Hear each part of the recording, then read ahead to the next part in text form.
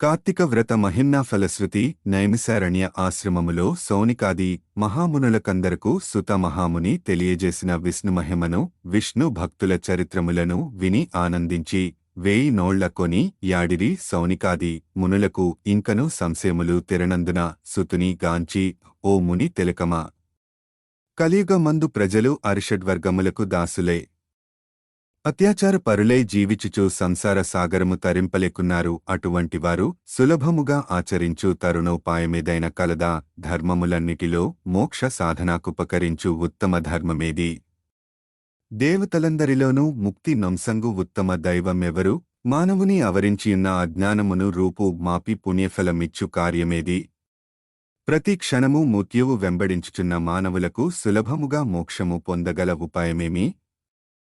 హరి నమ స్మరణ సర్వదా చేయుచున్న మేము ఈ సంశయములతో నున్నాము కాన దీనిని వివరించి తెలియజేయు ఆ మని కోరిరి అంతసుతుడా ప్రశ్న నాలకించి, ఓ మునులారా, మీకు కలిగిన సంశయములు తెలుసుకోనవలసినవి. కలియుగ మందలి మానవులు మందబుద్ధులు క్షణిక సుఖములతో నిండిన సంసార సాగరమును దాటుటకు మీరడిగిన ప్రశ్నలు మోక్ష సాధనము కాగలవు. కార్తీక వ్రతము వలన యాగాది క్రతువులో నచ్చిన పుణ్యము దాన ధర్మ ఫలము చేకూరును. కార్తీక వ్రతము శ్రీమన్నారాయణునకు ప్రీతికరమైన వ్రతము. ఇది అన్ని వ్రతముల కంటే ఘనమైనదని శ్రీహరి వర్ణించియున్నాడు. ఆ వ్రత మహిమ వర్ణించుట నాకు శక్తి చాలదు. అంతేకాదు, సృష్టికర్త అయ్యగు ఆ బ్రహ్మదేవునికి కూడా సత్యముగాదు ఆయను సూక్ష్మముగా వివరించెదను. కార్తీక మాసమందు ఆచరించవలసిన పద్ధతులను చెప్పుచున్నాను, శ్రద్ధగా అలకింపుడు.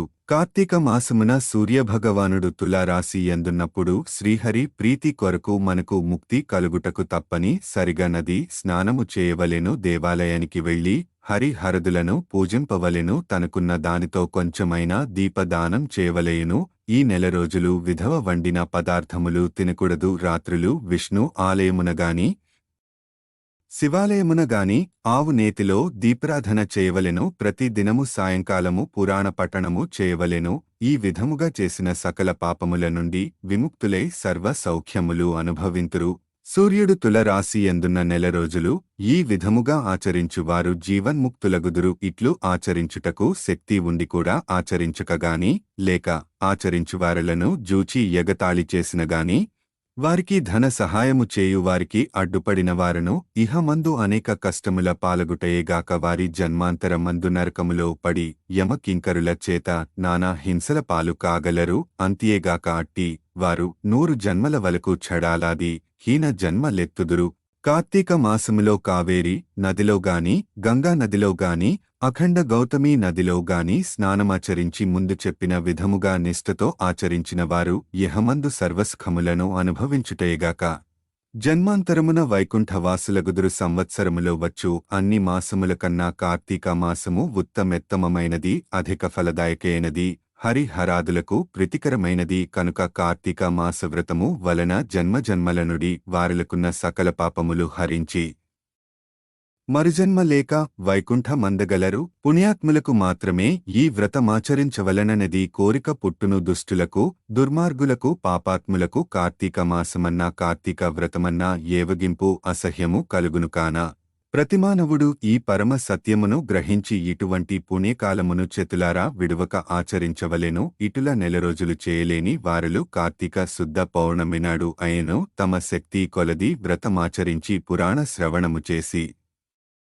జాగరణము ఉండి మరునాడు ఒక బ్రాహ్మణునకు భోజనమిడినచో నెల రోజులు చేసిన ఫలముతో సమాన ఫలము కలుగును. ఈ మాసములో ధనము ధాన్యము బంగారము గృహము కన్యాదానములు చేసినచో ఎప్పటికినీ తరగని పుణ్యము లభించును. ఈ నెల రోజులు ధనవంతుడైనను బీదవాడైనను మరెవ్వరైనను సరే సదా హరి నామస్మరణ చేయుచు పురాణములు వింటూ పుణ్యతీర్థములను సేవిస్తూ దాన ధర్మములు చేయుచున్న ఏడల వారికి పుణ్యలోక మబ్బును.